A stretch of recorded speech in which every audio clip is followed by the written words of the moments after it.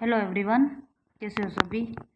आशा करती हूँ सभी अच्छे होंगे, मस्त होंगे और अपनी स्टडी में व्यस्त होंगे। तो कल हमने पढ़ा था बल और आज हम पढ़ेंगे गुरुत्वीय बल। गुरुत्वीय बल को ही भार कहते हैं और बल से हम गुरुत्वीय बल डिफाइन कर सकते हैं। जैसे बल है F बराबर ma। F बराबर द्रव्यमान इंटू त्वरण। तो त्वरण की जगह हम गुरुत्वीय त्वरण लगाएंगे। तो F बराबर mg। F बराबर mg। तो और भार बराबर W बराबर mg। भार बराबर W बराबर mg। तो गुरुत्वीय बल को ही भार कहते हैं। तो भार को हम W से डिफाइन करते हैं और W बराबर mg। और g पृथ्वी सतह पर या पृथ्वी सतह मतलब समुद्री तल पर गुरुत्वीय त्वरण का मान कितना होता है? 9.8 मीटर प्रति सेकेंड स्क्वायर। यानी मीटर प्रति सेकेंड स्क्वायर यह त्वरण का मात्रक है, गुरुत्वीय त्वरण, तब मीटर प्रति सेकेंड स्क्वायर। भार क्या है? तो भार ही गुरुत्वीय बल है और बल का एसआई मात्रक न्यूटन होता है।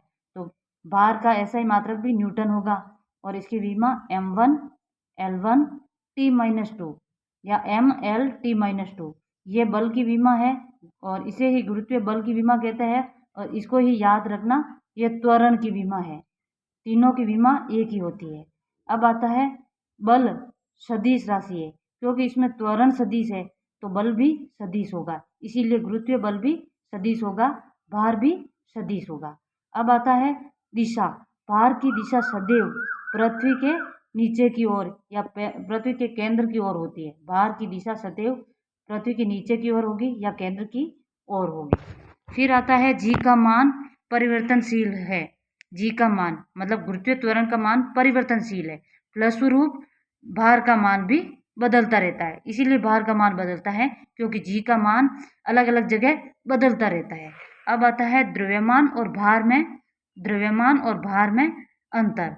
जैसे द्रव्यमान हो गया तो वस्तु में उपस्थित द्रव्य की मान या द्रव्य की मात्रा या द्रव्य का मान द्रव्यमान कहलाता है। जबकि भार है एक प्रकार का बल है जिसे एक स्थान विशेष का गुरुत्वीय बल कहते हैं। स्थान विशेष का गुरुत्वीय बल कहते हैं। यह गुरुत्वीय त्वरण पर निर्भर करता है। भार का मान परिवर्तनीय होता है जबकि द्रव्यमान का मान अपरिवर्तनीय होता है। मतलब कोई भी स्थान पर जाओ, चाहे पृथ्वी पर जाओ, चंद्रमा पर जाओ, अंतरिक्ष पर जाओ, द्रव्यमान का मान बदलता नहीं है, जबकि भार का मान बदलता रहता है। क्यों बदलता है? क्योंकि जी मतलब गुरुत्वीय त्वरण का मान भी बदलता रहता है। कारण इसमें स्थान स्थिति के गुरुत्वीय त्वरण जी का मान अलग अलग होने से इसका मान भार का मान बदलता रहता है। अब है भार का मात्रक होता है न्यूटन और न्यूटन की विमा है भार का मात्रक होता है न्यूटन और भार की विमा होती है ml T-2 और यह भार सदिश है।